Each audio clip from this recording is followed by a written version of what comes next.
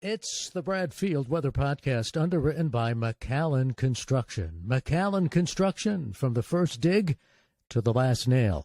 I'm Dan Lavallo. He is meteorologist Bradfield. We are putting this podcast together on Friday, March the 3rd. And Brad, here we are, another podcast and another winter weather advisory. What's going on?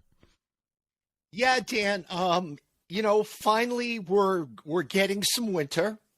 And it definitely looks like this storm tonight could be a little bit on the sneaky side. It's taking a course that in the winter, in a normal winter, gives us a decent snowstorm.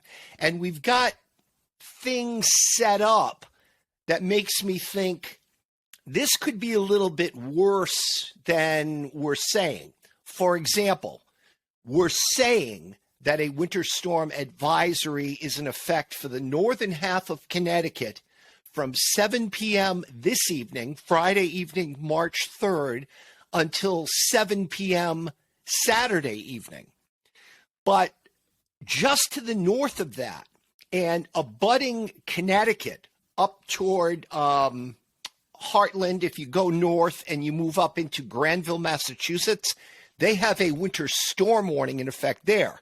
So you can see if things shift maybe a degree or two, or things shift in terms of the track a little further to the south, that winter storm warning could pull in across northern sections of Connecticut. So I'm kind of thinking, most of this year I've been poo-pooing things like, well, I think the winter weather advisory is a little overdone.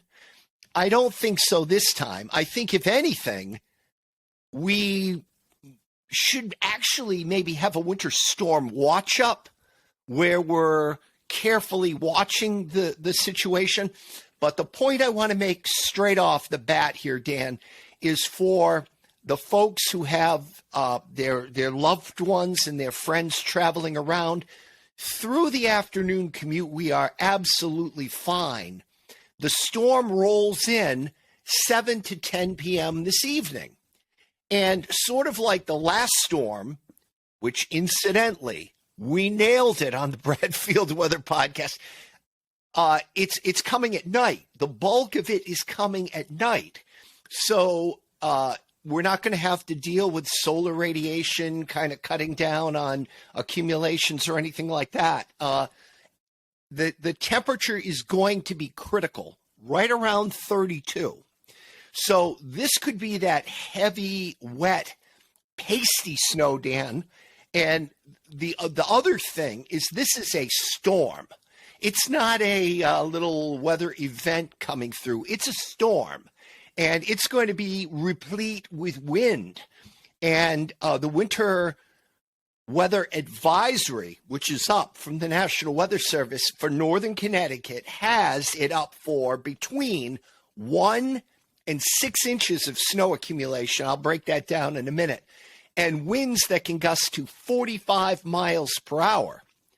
So if we put pasty snow up on the tree limbs and power lines and stuff, and we get those 45 mile per hour gusts, the potential does exist for some power outages overnight tonight and into Saturday morning. So we'll have to be on the lookout for that as well.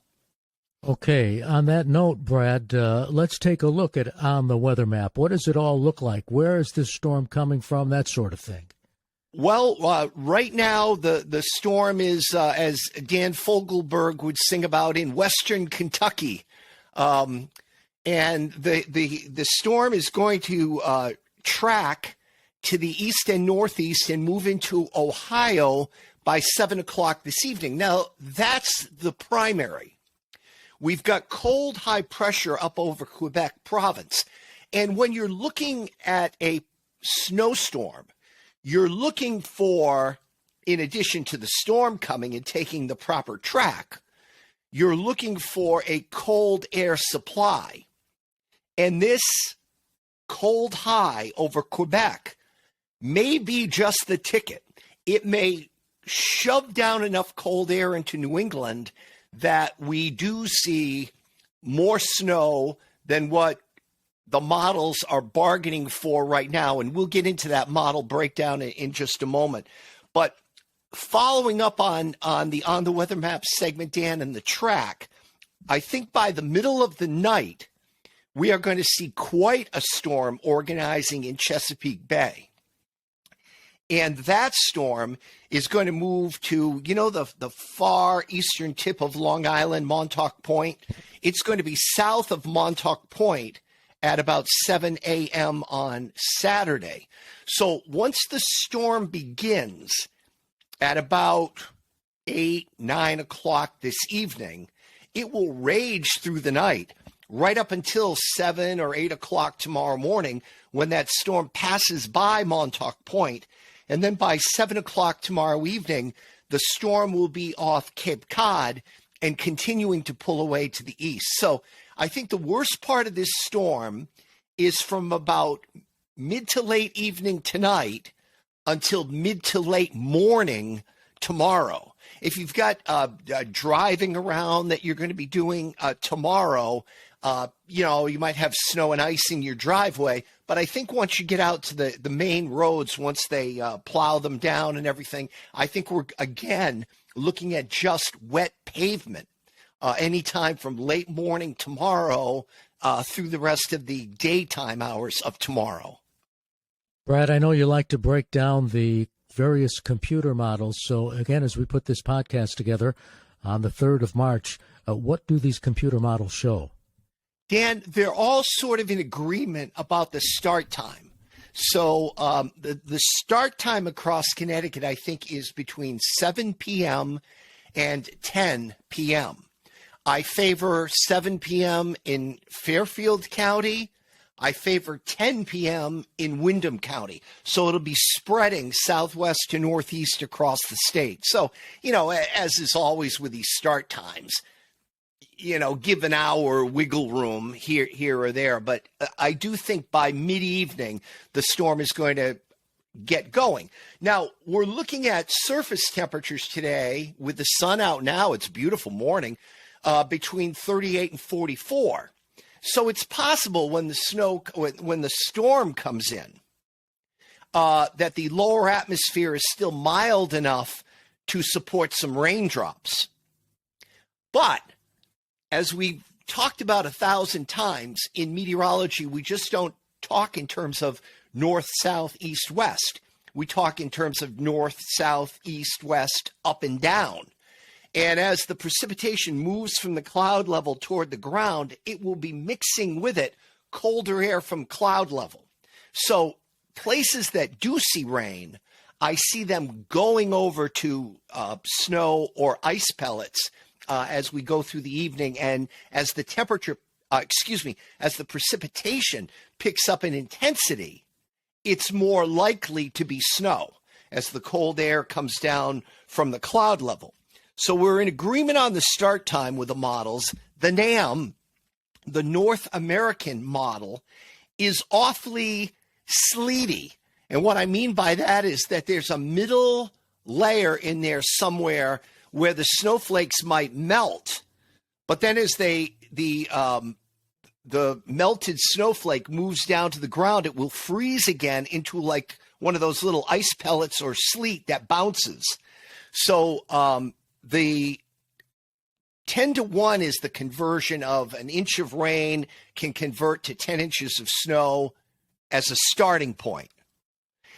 With regard to sleet, about a quarter inch of rain yields about an inch of sleet. So it's that, kind of heart attack thing when you go to shovel it. It's very, very heavy. So the NAM is giving, now this is for Bradley. I used Bradley as the point. For Bradley, 1 to 2 inches of snow, then up to 2 inches of sleet. So you're talking about maybe on the ground tomorrow morning, 4 inches of stuff on the ground in northern Connecticut tomorrow morning. For tomorrow morning, the NAM, the North American model, has a combo of rain, ice pellets, and snow across the state as the storm pulls out from Montauk Point and moves toward Cape Cod. and it should be tapering off during the late morning. That's the NAM, so we'll put that aside for now. The GFS is a snowier model. The GFS has for Bradley maybe as much as 8 inches of snow. So we'll conservatively, because it's going to be heavy wet, we'll conservatively say 4 to 8 inches of snow with the GFS model. This is again for Bradley. It's going to change greatly when we start talking about Middletown, we start talking about New Haven and New London. So we'll get to that in a minute. But the GFS has 4 to 8 inches of snow for Bradley, mixed with ice pellets and rain right around daybreak tomorrow when we're in the warmest part of the storm. Once the storm passes by Montauk Point and goes by our longitude, the winds will come more around to the north and the atmosphere will cool, at least up at higher levels of the atmosphere will cool, and we might see a transition back to snow during the day on Saturday. Now, the HRRR, which is the high resolution rapid refresh model, those are very short fused models, and they just look at the next, say, 12 hours ahead. But this HRRR model, I was just, before we connected here, Dan, I was just looking at it because the new data was coming in. The HRRR has 5 to 6 inches of snow for Bradley, going over to freezing rain and rain tomorrow morning for Bradley. So again, these amounts of snow, even the GFS amount of 4 to 8 inches, doesn't sound like all that much. But if you've got pasty snow and a temperature around 32, and you've got winds whipping in the 30 to 40 mile per hour range, gusting to 45, you put 2 and 2 together, it equals 4. And in this case, it equals the potential for power outages. So I'm sure Eversource is looking at that carefully. I don't want to divert here, but I want to get this straight because we seem to be changing a lot of things in this country. But to be clear, what you're saying is 2 and 2 still equals 4. Yeah, I mean, I know math is low on the totem pole in terms of curriculum these days, but I count on my fingers 1, 2, 3. It still does equal 4. Yes. Now, along those lines, I know that, and I'm not speaking for Bradley International Airport, but I know that you would probably agree. Anybody who has a flight out of Bradley tomorrow better check ahead, right? Oh, absolutely. Especially if you're one of those early bird flights like 5 a.m., 6 a.m., 7 a.m. type of things. Yeah, those could absolutely be in trouble tomorrow morning, Dan. But once they make a few passes and the sun comes up and it's 9 o'clock or whatever, I think the tarmac will go from icy, slushy, snowy to wet. So, once we get from mid-morning on tomorrow, I mean, snow can still be falling from the sky, but I do not think it will stick on the roads. As a matter of fact, I think just the opposite. I think it'll be melting on the roads once we head into the mid and late morning. The joys of being a meteorologist in Connecticut in March. For sure. Now, that said, I know the National Weather Service has some point predictions. So what have you come up with that report? All right. It's an experimental thing, but they use a bunch of these different computer models that I just sort of read to you about, the NAM and the GFS and the HRRR, and they've got various algorithms and stuff, and they come up for it, and they look at the sounding. What I mean by the sounding is the DZ, the up and down over a particular city. And they mesh it all together and they come up with these point forecasts. Now, they have these point forecasts, but as I said, keep in mind, I think, Brad Field thinks that this could be more toward the high end. So I will give you their actual point predictions, and you're going to be duly unimpressed. But then I will give the high-end prediction, and I think you will be more impressed. All right? So the I-95 corridor, if you live in Stamford or Bridgeport or New Haven or Old Lyme or Old Saybrook or Mystic at Stonington and Groton in New London, less than an inch of stuff. There actually could be nothing, but we'll say a coating to maybe an inch of stuff. You get inland from that and it builds up. For example, Springfield, Massachusetts has 3.1 inches of stuff on the ground tomorrow morning per this point forecast. Bradley, which had 6 or so last storm, the storm earlier this week, 2.5. Torrington, 2.5. I told you would be unimpressed. Union, 4.9. But that is a little bit of a clue, Dan. You know why? Because Union is right on the Massachusetts border. And remember, I said the winter storm warning is just to the north. So that just kind of gives you an idea how close it is from being like 2 inches to maybe 5 inches. Willimantic, 1.4. The city of Hartford, 1.2. The city of Waterbury, 1.5. The city of Danbury, 1.3. Now, even if you only get 1.3, this is not the type of snow you can go out with a whisk broom. And I mean, it's going to be heavy when you go to shovel it. It will contain the heavy wet snow. It will contain ice pellets. It will absorb raindrops that fall. But these are the point forecasts per the National Weather Service. Now, high end, which I think could actually transpire because of the position of the cold high over Quebec, because of the secondary storm taking over around Chesapeake Bay and taking a favorable track, not coming over us or going west of us, going south and east of us, out past Montauk Point and then out past Cape Cod. Here are the high-end totals. Union, 7 inches. Bradley, 6 inches. Torrington, 5 inches. Waterbury, 3 inches. Meriden, Middletown, 2 inches. Danbury, 2 inches.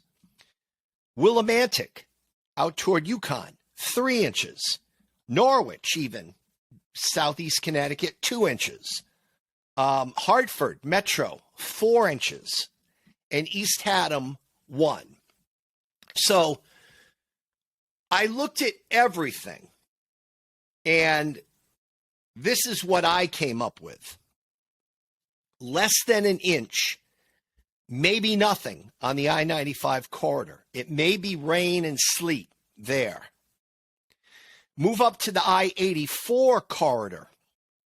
I'm calling for 1 to 3 inches of stuff, heavy, wet stuff, snow, ice pellets, and rain. Very slushy when you go to shovel tomorrow morning, I-84 corridor, and give yourself 10 or 15 miles either side of the I-84 corridor. Then you get up into the northern third of Connecticut, where you live, Dan, where I live. 3 to 6 inches on the ground tomorrow morning.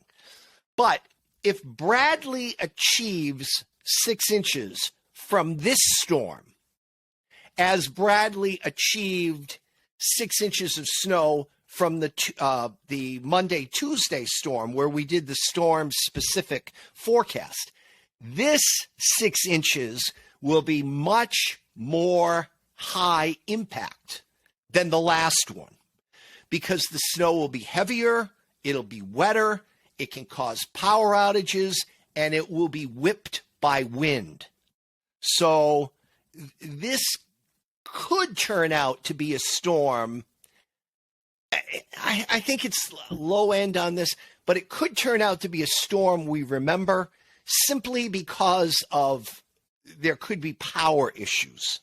So I just want to make everybody aware of that. And again, if you're traveling today, you're fine through 7 o'clock. Once you get beyond 7 o'clock tonight, from mid-evening tonight through daybreak till like mid-morning tomorrow, slushy, snow-covered, ice-covered roads. Okay. Now, the storm goes by. We're through the storm. Go back to on the weather map, and what do things look like?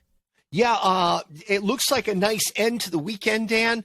We will have high pressure on Sunday morning, strung out from the Great Lakes down the Appalachians. We will be on the cold delivery side of the high. Remember, we're clockwise around the high. We'll have northerly winds on Sunday, and I think temperatures only say between 36 and 42, which is near and below average for the time of year. So a nice Sunday, sunny but cold, or chilly at least. Monday, we will see high pressure from Hudson Bay to North Carolina. So again, we're on the cool side of the high. Sunshine on Monday. Temperatures maybe get up into the low 40s.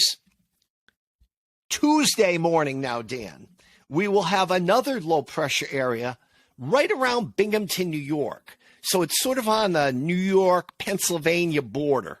Okay? So that's the primary. But all of a sudden, I'm looking at the models, and they've got a secondary storm forming off New Jersey. Now, if that happens, Tuesday could turn out to be snowy as well. So, especially because, remember I told you about that high on Sunday and Monday, it's going to be in a nice position again to deliver cold air, or cold enough, quote unquote, and then maybe a favorable storm track again. So if we are looking at this thing coming in on Tuesday, Dan, you and I have already agreed off air that we would do a podcast again on Monday. So this particular podcast, we're focusing on the storm and the weekend forecast. But keep in mind that thing could be coming again on Tuesday. And then once that goes by, it looks like it'll be a cold, windy, northerly flow coming in on Wednesday. And it's just our bad luck, Dan. While we were sort of luxuriating with temperatures about 8 degrees above average during the month of January and about 4 degrees above average during the month of February, I've always said, and you can go back to the first 10 podcasts we've ever done, that the weather balances out. So I just have this gut feeling as one of the coaches of the Granby varsity baseball team that we could have a crap spring. And, you know, just cold and lots of showers and maybe occasional sleet and wet snow and all that stuff. And I mean, when I look at this, it's sort of coming to fruition. So I don't really like what I have to say, because even me, when we get to this time of year, I'm all about, hey, let's go mow the lawn. Let's go play golf. Let's get the kids outside and get baseball practice underway. I don't want to have to be playing Bradfield meteorologist for the baseball team. Well, I have to tell you, though, and you talked about the first 10 podcasts even.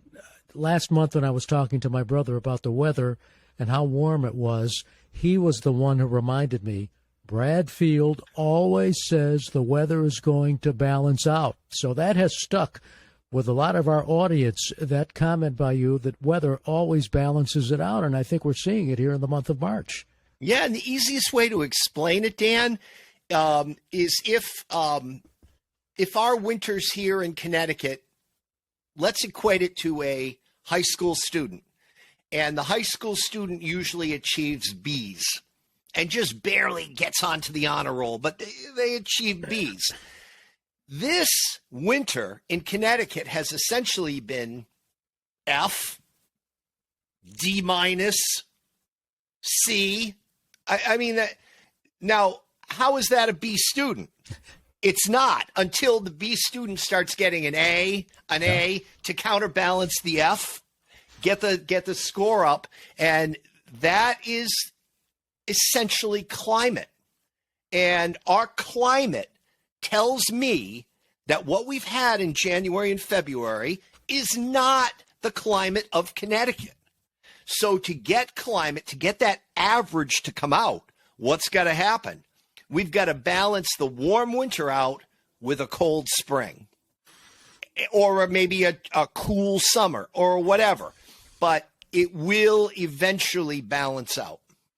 Okay, and on that note, and again, we're putting this podcast together on Friday, March the 3rd, as we wrap things up. What does our forecast look like? All right, it's a beautiful day. The sun will give way to increasing clouds this afternoon, Dan, and temperatures about seasonal for March 3rd, 38 to 44 for the temperature. Now, mid-evening tonight, the storm comes in with heavy rain, heavy ice pellets, heavy snow, depending on where you live. The temperature near 32 in the northern half of Connecticut, maybe about 34 or 35 down near I-95 corridor, which is where I'm expecting it to be primarily rain. But where it's 32 or 33, you can get that pasty snow sticking to the trees and the power lines and all that.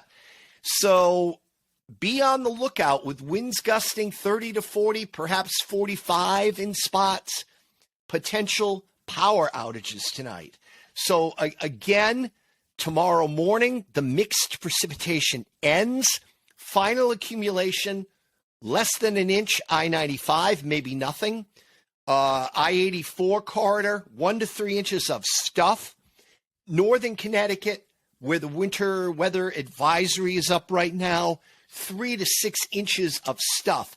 But if you're not in good shape, probably you should not shovel this stuff that's going to fall from the sky tomorrow morning. Tomorrow night, it ices up as temperatures move back down into the 20s. Who knows? We could actually have maybe 5 or 6 days in a row with snow on the ground, Dan. Highly unusual. Right. on Sunday, sunny, temperature 38 to 44. I remember one winter where I think we had like 47 days in a row of perpetual snow cover. This winter, if we've had 4.7 days in a row, right. It just is such a weird winter. Monday is sunny, temperatures in the 40s. Tuesday, snow or rain or both. Primarily in the morning, I think. And then later in the day, partial clearing, 36 to 42. And Wednesday, sunny, windy, cool, 36 to 42. Okay, and on that note, Brad, to you and Sandy and our podcast audience, be safe. This, as you said, is a storm that packs a wallop, so be safe. Have a great weekend, and we will be back with another podcast on Monday. Looking forward to it, Dan. I hope you and Susan have a great weekend. And to our podcast audience, thank you. We appreciate the feedback, too. I was going to say, Chris, your brother, he's one of our most loyal yes, he is. fans. He's always retweeting the podcast, and we've got a few of them out there. I'm not really sure of this gentleman's last name, but I believe he teaches in Cromwell. His first name is Curtis. He's always retweeting our podcast. And, we get a lot of people that say, Brad and Dan, you guys were always great in the business, and it's so good to still have you in the business. And when there are storms coming like this, they do turn to us. So yes. It's much appreciated. It sure is. And on that note, that is going to do it for the Bradfield Weather Podcast. The Bradfield Weather Podcast, underwritten by McAllen Construction. McAllen Construction, from the first dig to the last nail.